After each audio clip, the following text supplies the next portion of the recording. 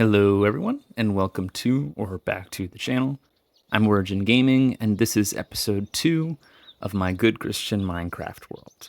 In this episode, we're going to be covering the book of Exodus. If you missed the first episode covering Genesis and would like to see it, the link to the playlist will be down in the description below.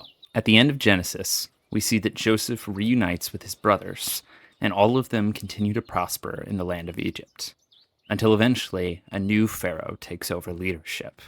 And this pharaoh is jealous of the people of Israel, and he is afraid that they are growing too strong and does not want them to overtake the Egyptians should their enemies try to fight them from the outside and the Israelites rebel from the inside. And so the pharaoh prepares plenty of hard labor for the people of Israel. He forces them to do heavy burdens, to build store cities for the pharaoh in Pithom and Ramesses. Yet as he continues to oppress the people, they continue to multiply and become even more successful. Because of this, the pharaoh acts even more ruthlessly towards the people of Israel and makes them to work as slaves, to work in a bitter and hard service in both brick and mortar and all kinds of work in the field. Now, I do want to note, although the text does refer to some brick and mortar building, it is a common misconception that the Hebrews worked on the pyramids. Although we do not know the exact timeline as to when this event, where Moses and the Hebrews are attempting to escape from Egypt, takes place, it is very likely somewhere between the 1500 to 1200 BC range, whereas the pyramids of Giza were built around the 3000 BC range. So whatever it was that the Hebrews were building, it was not the pyramids. However, this slave labor proved to still not be enough to stop the Israelites from prospering. And so the Pharaoh sets out to end the generation of Israelites by telling the midwives to kill any of the sons that are born of Hebrew women. But the midwives fear God, and they do not listen to the Pharaoh. And when the Pharaoh asks why they did not listen, they say that it is because the Hebrew women are too strong, and they give birth before the midwives even arrive. God blesses the midwives for their refusal to take part in this treachery. But Pharaoh continues, and continues to order that all of the sons of the Hebrews be executed and thrown into the Nile. Eventually, a man from the house of Levi marries another Levite woman, and the two of them have a son. The mother is able to hide the son for up to 3 months, but eventually she can hide him no longer. And so she makes a basket out of reeds and bitumen and pitch, and he puts the child in it among the reeds of the riverbank. Eventually the child floats down the river and is found by the daughter of Pharaoh. Pharaoh's daughter has pity on this child, and after he has been nursed, Pharaoh's daughter takes him as her own son and names him Moses, which sounds like the Hebrew word for draw out, for she has drawn him out of the water. When Moses had grown up, he sees the plight of his own people, the Hebrews. And one day, when he sees an Egyptian who is beating one of his fellow people, he murders the Egyptian and hides his body in the sand. The day after, he sees 2 Hebrews who are fighting with each other, and he says, "Why do you strike your companion?" But the Hebrew says, "Who made you prince and judge over us? Do you mean to kill me as you killed the Egyptian?" Once Moses realizes that his murder did not go unseen, he fled from Egypt. And when Pharaoh found out about it, he sought to kill Moses. But Moses was already gone, and he stayed in the land of Midian. Now the priest of Midian had 7 daughters, and the 7 daughters were attempting to get water for their flock, but were being harassed by other shepherds. Moses ends up helping these 7 daughters, and in return, the priest of Midian asks that Moses would come and break bread with them. Moses ends up marrying one of the 7 daughters, named Zipporah, and has a son with her named Gershom, which means sojourner or foreigner. Moses is content to remain in Midian, but the people of Israel continue to groan and cry out in their state of slavery. And God hears their groaning and remembers the covenant made with Abraham, with Isaac, and Jacob. One day, while Moses was keeping the flock of his father-in-law Jethro, he came into the wilderness of Horeb, the mountain of God. And an angel of the Lord appeared to him in flame of fire out of the midst of a bush. And he looked, and he saw that while the bush was burning, it was not consumed. Out of the bush God called to him, said, Moses, Moses, here I am. Do not come near and take off your sandals, for the place where you are standing is holy ground. I am the God of your father, the God of Abraham, the God of Isaac, and the God of Jacob. And the Lord tells Moses that he is going to free the people of Israel. But Moses, in response, gives a series of excuses or reasons as to why he's not the right person for the job, to which God answers each one in turn. Moses' first excuse is simply to ask, who am I to deliver God's people out of Egypt? To which God responds, but I will be with you. Any negative qualities that Moses may have are negated, because as long as God is on his side, anything is possible. Moses' second excuse is to say, what if the people of Israel ask me what your name is? What will I say? To which God responds, I am that I am. The divine name, also known as the Tetragrammaton, or the YHWH, is derived from the Hebrew word to be. Whenever you see in an English Bible the name Lord in all capital letters, Lord, it is signaling that the Hebrew word being used there is the Tetragrammaton, rather than the literal Hebrew word for Lord, which is Adonai. This is because when the scripture would be read aloud, the name of God was not to be said aloud. So whenever they would get to the point of the name of God, they would read aloud Adonai, even though that's not what it says on the page. Although this is technically the moment in which the divine name is introduced into the biblical story, the divine name is actually used all throughout most of Genesis. Moses' third objection is to say that the people will not believe him or listen to his voice, to which God responds by allowing Moses to throw his staff down and having it turn into a snake. And when he picks it back up, it turns back into a staff. This miracle is to serve as evidence that God did indeed meet with Moses. But in case that sign is insufficient to prove to people, God also says that he may put his hand behind his cloak, in which it will turn leprous, and when he does it again, it will turn back to normal. Or that he could pour out water from the Nile, and that it would turn into blood. Moses objects yet again, saying, but I am not an eloquent speaker, and I am slow of speech and tongue. God responds, who is it that made man's mouth? Who makes him deaf or mute, seeing or blind? Is it not I, the Lord? Out of excuses, Moses makes one last desperate plea and simply requests that God send someone else. This angered the Lord, but God still allows Moses to have his brother Aaron as his mouthpiece, saying that Moses will be the mouthpiece for God and Aaron the mouthpiece for Moses. Moses finally relents with all of his excuses and asks Jethro, his father-in-law, if he may return to Egypt. After Jethro says yes, Moses takes his family and begins the trip back to Egypt.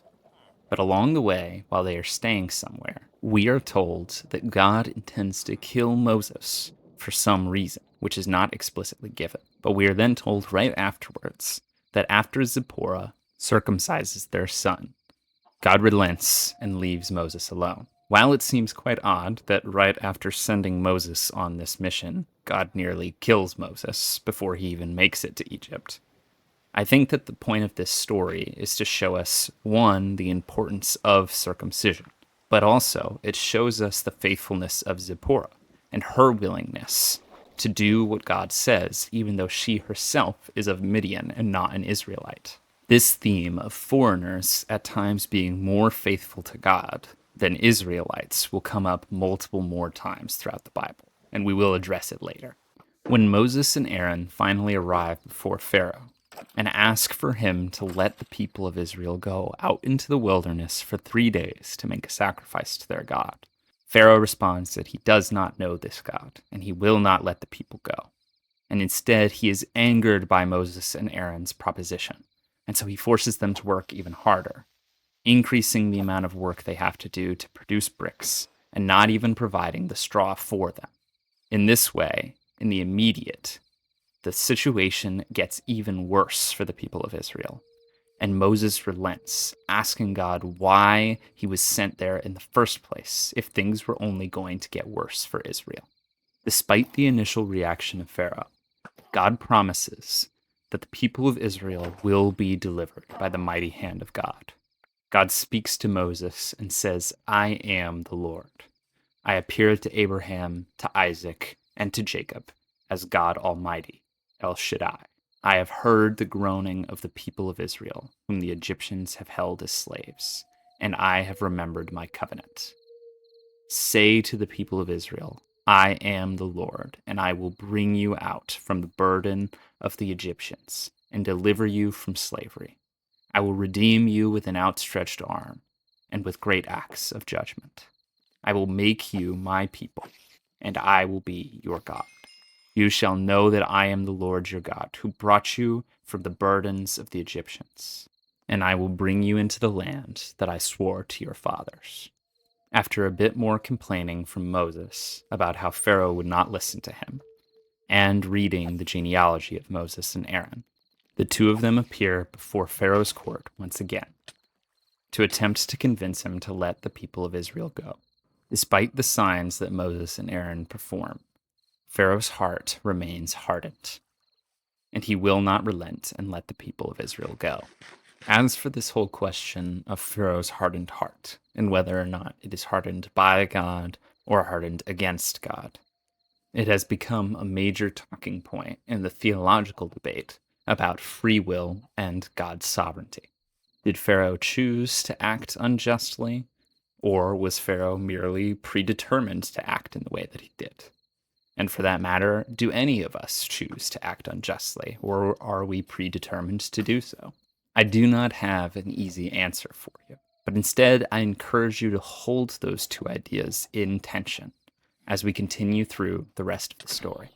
Because Pharaoh does not relent and allow the Israelites to go, the Lord inflicts the first plague upon the people of Egypt, turning the water of the Nile into blood. This makes it so that the Egyptians cannot drink the water, and a foul stench rises up from it.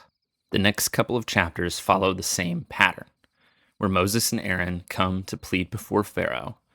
Pharaoh's heart is hardened, and he refuses to relent.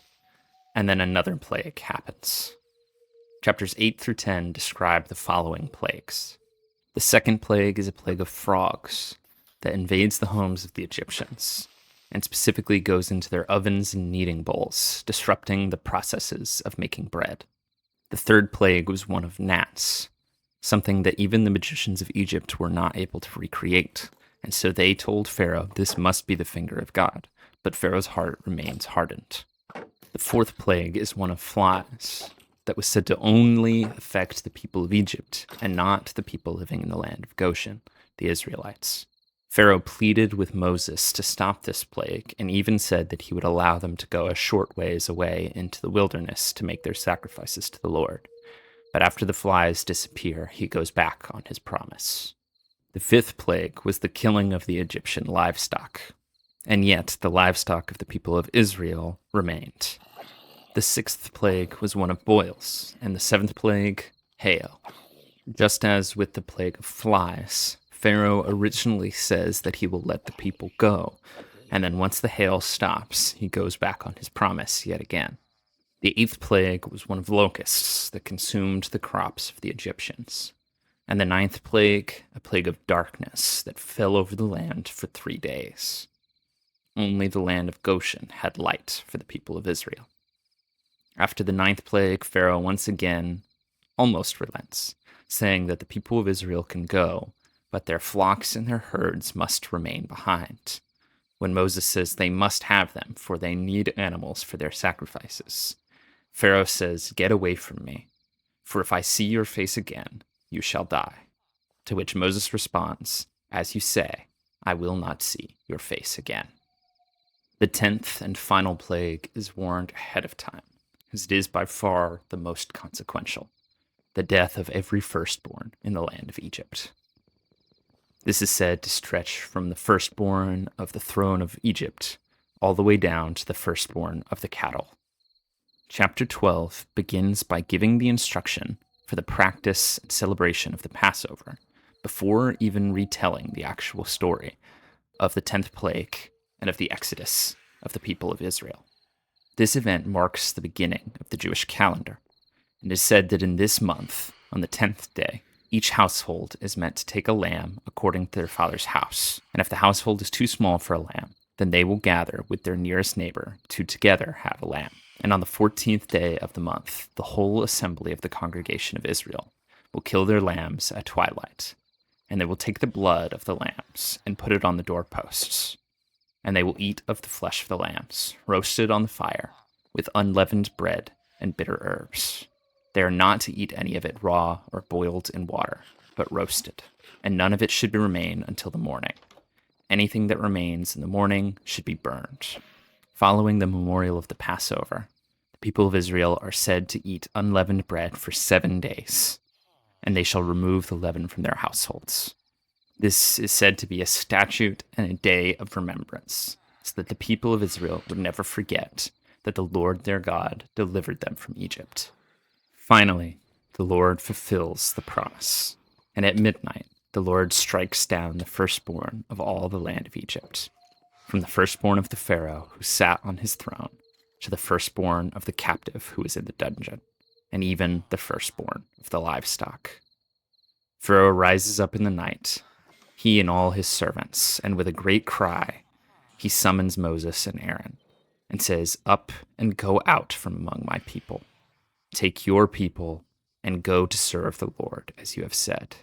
Take your flocks and your herds and be gone." And so the people of Israel left, and they ate unleavened cakes of dough, because they were brought out of the land of Egypt so quickly that they did not have time to wait for their bread to leaven. This is the purpose of eating unleavened bread in remembrance of the Passover, to remember that the people of Israel left in a hurry, without time to prepare for the journey. After this, the Lord told Moses to consecrate all of the firstborn children. And the people of Israel followed God, and they went the path that God set before them. They followed a pillar of smoke by day and a pillar of fire by night, and they went around the land of the Philistines, lest they see war and desire to return to Egypt. But as the people of Israel are still wandering about in the wilderness, the Pharaoh is hardened one final time and decides to go after the people of Israel and hunts them down in the wilderness. As the people of Israel are chased down by the army of Pharaoh and his chariots, they initially believe that they stand no chance of survival and cry out to Moses, lamenting as to why they left Egypt if it was just to die anyways. But the Lord commands Moses to stretch out his staff, and he parts the Red Sea with a strong wind from the east. And the people of Israel march across dry ground. But when the armies of Egypt attempts to follow them, the water encloses on them and destroys the whole army. The first 21 verses of chapter 15, known as either the Song of Moses, the Song of Miriam, or sometimes just the Song of the Sea, may initially just look like a celebratory song that retells the story that was seen prior to it. But in reality, it is likely the other way around.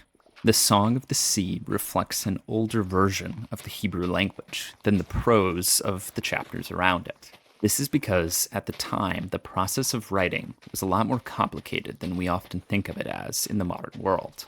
Most of the biblical stories, especially in the early parts of the Old Testament, began as oral traditions before they were ever transferred into the Hebrew text. Because the easiest way to remember and to pass down oral traditions is to put them in song form so they can be more easily memorized, the oldest oral traditions often are found in songs.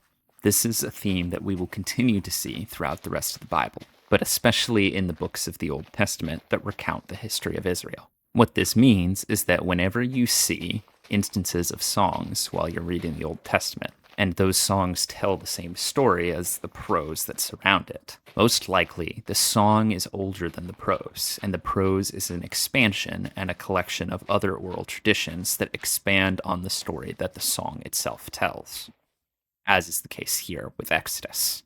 In chapter 16, the people complain to Moses that they are going to die of hunger, and once again say they would have been better off staying in Egypt, because at least they would have been full. But the Lord says that he will provide manna for them, manna from heaven, and that he will give it to them each day, except for the Sabbath day.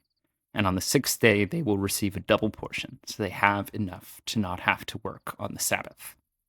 Even though the people of Israel continued to grumble and complain about various things, God provided for them each time they needed. When they needed water, God provided water. When the people of Israel came up against the Amalekites, God provided victory for them.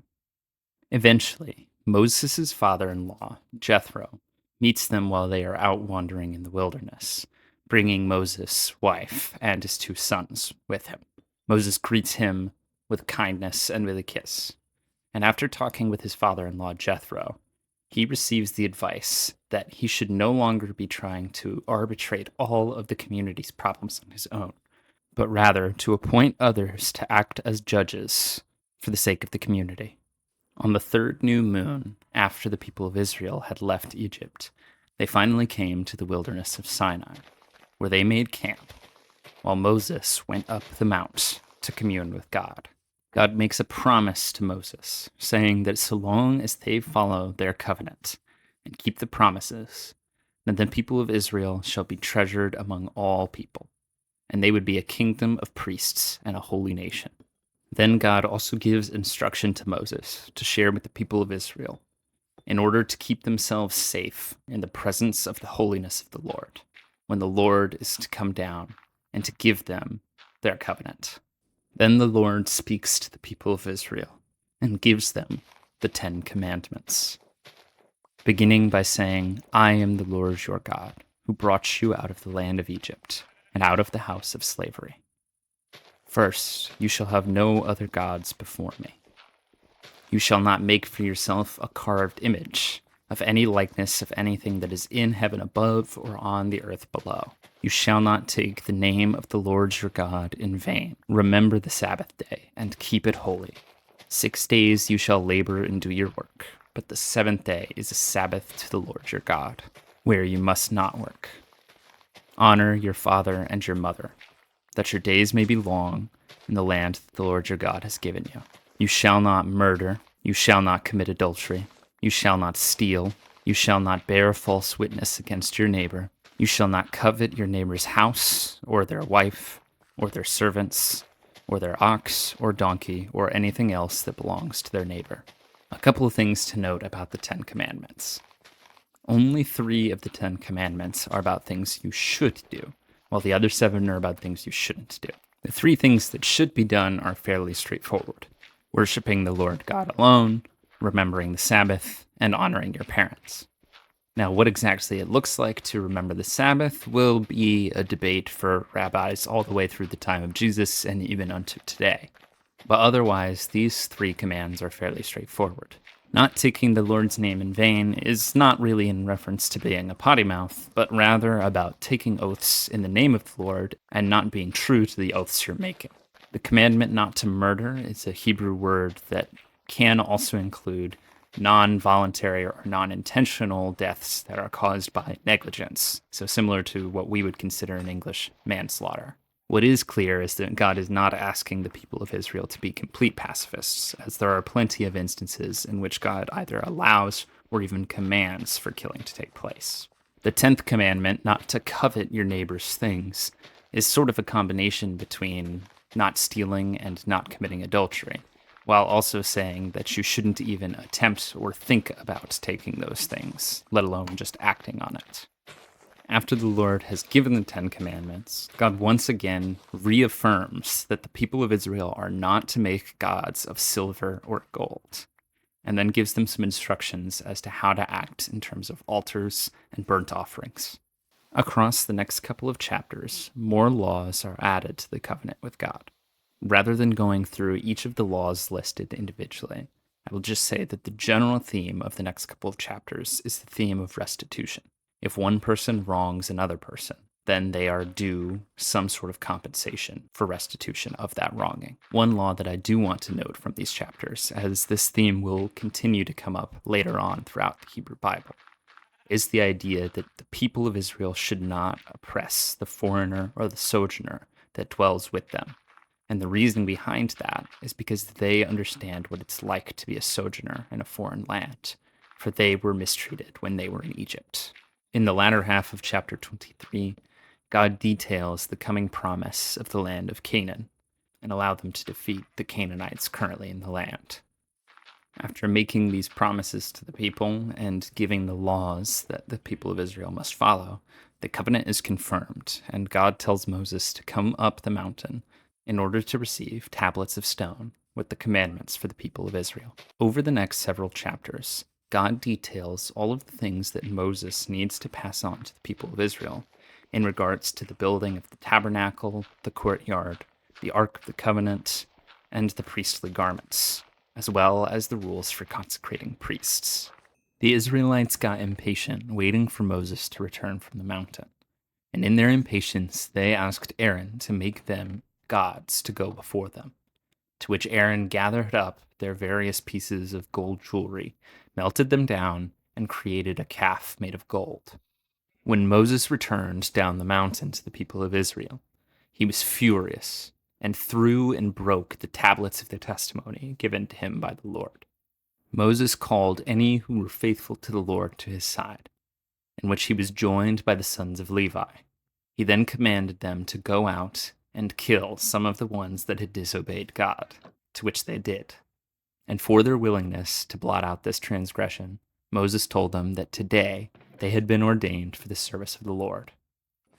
After the debacle with the golden calf, the Lord commands Moses to take the people and go up to the land of the Canaanites. But the Lord also warns Moses that they will be on their own. But Moses goes to the tent of meeting and intercesses with the Lord. Moses says to God that if the Lord does not go with them, then they cannot go. The Lord agrees to Moses' request. And then Moses also asks to see the glory of the Lord, to which the Lord responds that he can only see his back, for he cannot see the full face of his glory. After Moses' intercession with the Lord, the people of Israel and the Lord God are reconciled to one another. And Moses is told to make new stone tablets and bring them back to Sinai, so that there can be new tablets of testimony. The covenant is renewed before the people. And when Moses returns from the Mount Sinai, his face is shining with the glory of the Lord. With the people reconciled and the covenant reinstated, Moses again reminds the people of Israel to remember the Sabbath, and then asks for contributions for the construction of the tabernacle. The next few chapters detail the construction of the tabernacle, the courtyard, and the various pieces that go within the courtyard and the tent itself. This is my attempt at an at least relatively to-scale model of the tabernacle and the courtyard. The materials are not all correct, and they're not intended to be. I simply wanted to give a sense of scale as to roughly how large this would have been. In the courtyard was an altar for burnt offerings, as well as a bronze basin for the woman who ministered at the entrance of the tent of meeting. Past the first veil into the holy place, there is a lampstand made of pure gold on the left, and on the right, a table for the bread of the presence. Just before the second veil that enters into the Holy of Holies is the altar of incense. Beyond that second veil, in the Holy of Holies, lies the Ark of the Covenant, which contains the tablets of the testimony, the stone tablets that were given to Moses from Mount Sinai. After detailing the creation of the tabernacle and all of the parts of the rest of the courtyard, once again the details of the priestly garments and their construction are outlined. In the final chapter of Exodus, the Lord speaks to Moses and gives him the instruction that on the first day of the first month they shall erect the tabernacle, and gives him the information as to how to do it each time. The book of Exodus ends with the glory of the Lord filling the tabernacle, such that even Moses cannot enter the tent of meeting. Throughout all their journeys, wherever they would go, The cloud would be taken up from the tabernacle, and the people of Israel would set out and follow the cloud. For the cloud of the Lord was on the tabernacle by day, and fire was on it by night. I want to thank you so much for watching this video and learning along with me. If you enjoyed the video or found it informative, please consider giving the video a like. If you'd like to see more content like this on the channel, please consider subscribing. Thank you again so much for watching, and I hope to see you in the next one.